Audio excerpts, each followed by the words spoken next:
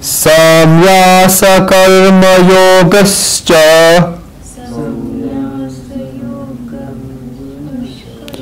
Samyasa yoga karmascha.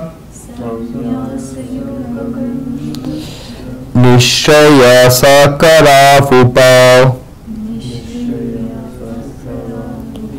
Nishaya sakarafupao. Tayostu karma samyasat. Tayostu karma samyasat.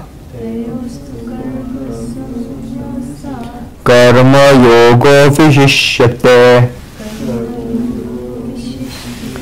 Karma yoga vishishyate.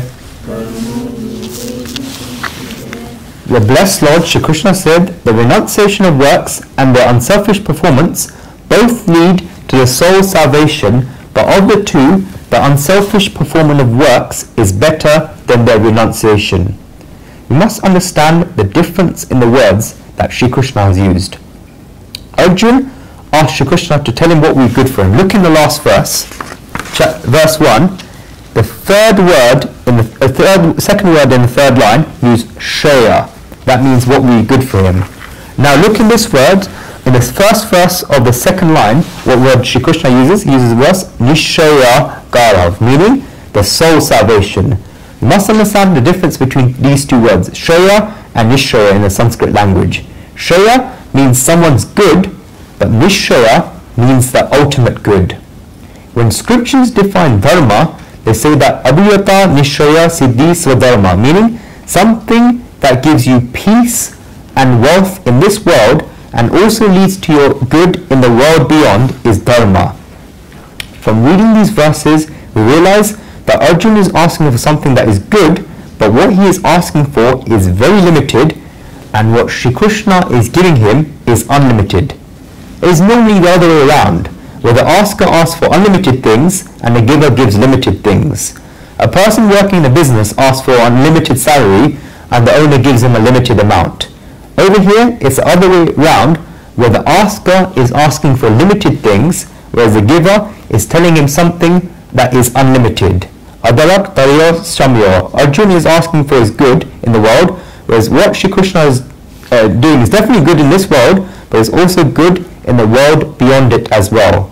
Shri Krishna says that both the paths of renunciation and unselfish performance both all lead to the soul salvation. But if Arjuna wants to know which is the better of the two, then it is the unselfish performance of works. It is the greatest of the two. Why? We must make efforts to understand this. Shri Krishna used the word samyas, and this has four main meanings. The first meaning is Samkhya Yoga, explained by Shri Krishna in the second chapter. Because we all normally think that sannyas has one meaning. Tulsidas Ji, who wrote the Ramcharitmanas, said, Mul Munari Bhaye Samyasi, meaning people think that sannyas means to escape from the world. This is not sannyas. Shri Krishna will say in the second verse of the 18th chapter of the Gita what sannyas is. It says, Kam Iyana Karmanas Naschita Samyasa Kavayo Vidu, meaning the wise understand by renunciation the giving up of works prompted by desire. The giving up of work prompted by desire is renunciation.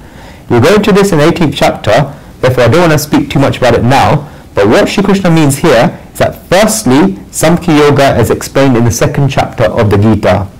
When Shri Krishna says sannyas, this is in the meaning of the way of wisdom. This is the way of yoga, of intelligence. The third meaning is inaction, and we talked about karma, akarma and vikarma in the third and fourth chapters of the Gita. When Shri Krishna uses the word sannyas, it's in the context of akarma, which means inactions. The fourth meaning is the way of renunciation. Shri Krishna uses another word next to this, karma yoga.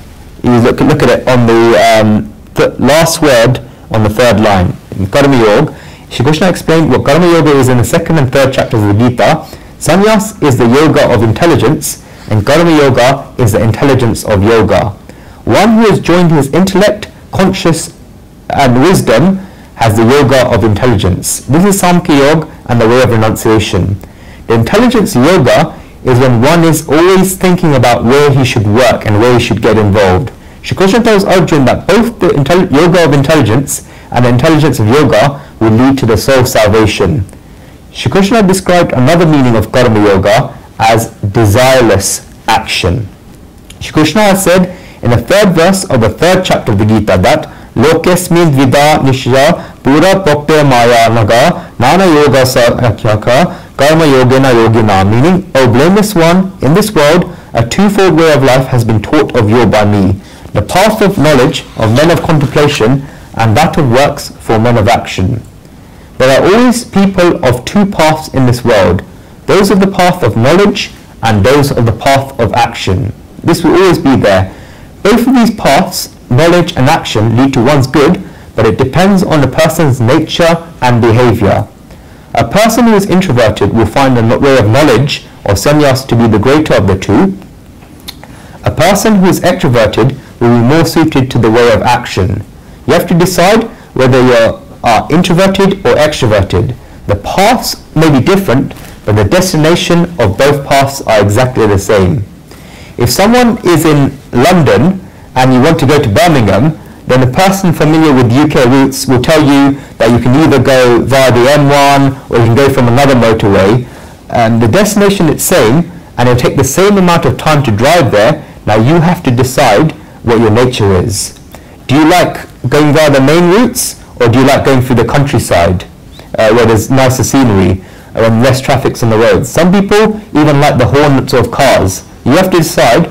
Both the paths will definitely take you to the one destination of Birmingham. In my opinion, if you want to go through the motorway, it's like the path of action, and the countryside is like the path of knowledge. You decide which of the two you like. Shri Krishna says that both these paths are both good, but the path of action is greater, because firstly, people on the path of Samkhya Yoga, the path of wisdom, are going to be short of resources. The reason for this is that there are very few wise people in the world who have gone in search of the supreme truth, have made efforts, and have accepted the hardships involved in this. People that go all the way of knowledge have to find their own way. On the other hand, for the majority of people in the world, the path of action leads to their good. The way of knowledge involves trying to attain something that one knows nothing about, whereas in the way of action, various guides and maps are set out. In the way of knowledge, one has to jump in an open sea, whereas in the way of action, one has to swim in a swimming pool with a rubber tube. There is a difference between the paths of knowledge and the paths of action. If there is a great way of knowledge after the Vedanta, then it is Zen. Who's heard of Zen? In Japan, yeah? It's pure experience. Zen is not thinking, philosophy, school, religion, or a body of rules. It is pure experience. In my opinion, Guruji's opinion, it is Samkhya and knowledge. It is such a difficult way. I'll give you an example. There was a Zen monastery, and the Guru had a habit that whenever he held discourses on a subject of ultimate truth, came up in his discourses, he would point his finger towards the sky. There's a hand up here. He would point his finger towards the sky.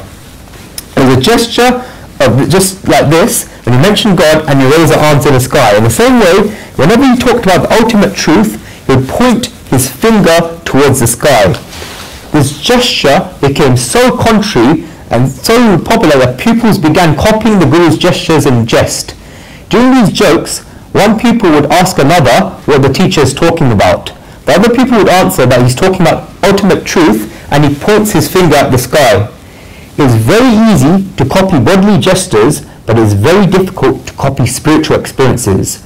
All these pupils would be copying the Guru, and one young pupil saw what they were doing and did absolutely what the Guru did. After 6 months, he became so good at making these impressions at the teacher that he walked just like the Guru did, sat like the Guru did, and also spoke like the Guru did. He'd also point his finger in the sky in the same way that the Guru did. One time, the Guru found out about this. He saw all of this while hiding. The youth had gathered 15 to 20 pupils with him and was performing comical impressions of the Guru. As soon as the youth pointed his finger to the sky, the Guru was ready with a knife. He went and cut off the pupil's finger with a knife. Even Gurus can use swords. We may wonder whether he's a guru or a criminal. We may wonder how a guru can do something like this. The youth screamed, and the guru told him not to miss the point and show other people what the ultimate truth was using his fingers. After Guru told him 2 or 3 times not to miss the point, what happened? It said that as the youth was screaming and blood was coming out of his finger, as soon as he lifted his finger, do you know what Guru told him? In that one moment, the youth changed completely. He was totally transformed because now he could show the ultimate truth without using his finger. What I mean to say is that this is the path of knowledge. There can be even gurus like this. For example, Drona, who asked Eklavya for his finger, and the pupils would be ready to do exactly what the guru told them to do. This is not possible for everybody will have the same experiences doing these same things. Moreover, it is not as if everyone will have the exact same transformation as that young people if they have their finger cut off.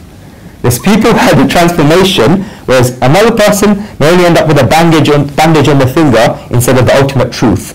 Every person has a different path, therefore this is not possible for everybody. The path of wisdom is difficult, the path of action is straightforward. Secondly, until there is intense detachment, then the way of renunciation does not come into fruition. Intense detachment is necessary for the way of renunciation, whereas the way of action is suitable for everyone. Thirdly, people of the way of knowledge that are going on the path of sannyas don't perform actions yet do not stop working. There are so many great personalities amongst us, and they perform so many works, for example, creating big ashrams, performing great activities in society. If there is any clarity in someone's mind about spiritual knowledge, then if they are on the path of knowledge, they can easily perform actions without stopping, whereas if they are on the path of action, they cannot easily change to the path of renunciation without stopping, because they will immediately regret it. You read in the newspapers about people being initiated as sannyasis from a young age, and such events happening in their lives, because they are never on the path of renunciation. It would have been better for them if they had carried on performing works. I know about someone in his 50s that thought he was growing old, so he went to do sannyas to Haridwar. He left his wife, and he realized after 5 years the path of wisdom was not for him. He came back, but his wife didn't take him back. So anyway, it would be better for him if they had carried on performing works. Therefore, the third difficulty is that someone is on the path of action and carries on performing works. That would be his characteristic. Fourth, when one's own material happiness is complete, then he can become a sannyasi, whereas ordinary people have many unfulfilled material desires and therefore cannot become freed from them. Therefore, the way of renunciation is not for everyone. Then how can a person who has unfulfilled material desires become free? The answer of the Gita is that this can be achieved through karma yoga. For karma yoga, it is not necessary for one's material happiness to be complete. You enjoy some material happiness and then give it up, then enjoy other material happiness and give it up. Through giving up these things, one by one, over time, one achieves the right balance as described by Shri Krishna in the Bhagavad Gita. This is karma yoga. The fifth difficulty is that a person on the way of renunciation must not only give up material happiness, but also everything to society. Shukdevji from the Srimad Bhagavat had completely given up everything in society. Who's heard of Sukdevji? Sukdevji. He gave preached the Srimad Bhagavat to Parikshit, who was the grandson of Arjuna. There was a very famous event in the Srimad Bhagavat where Shukdevji left his home and went to the jungle out of detachment. He was passing through the jungle, and in one place there was a lake where a lot of young girls were bathing. Their clothes were on the banks and they were bathing. The girls saw that Sukdevji was passing by and they continued bathing. After Sukdevji passed by, Vyasji, who wrote the Gita and the Mahabharata, and the father of Sukdevji passed behind him, or some scriptures say that Naraji went behind him, and as soon as the girls saw this, they immediately began putting their clothes on at the banks. This is Sukdevji was completely detached. That's the end of the second verse. Third verse.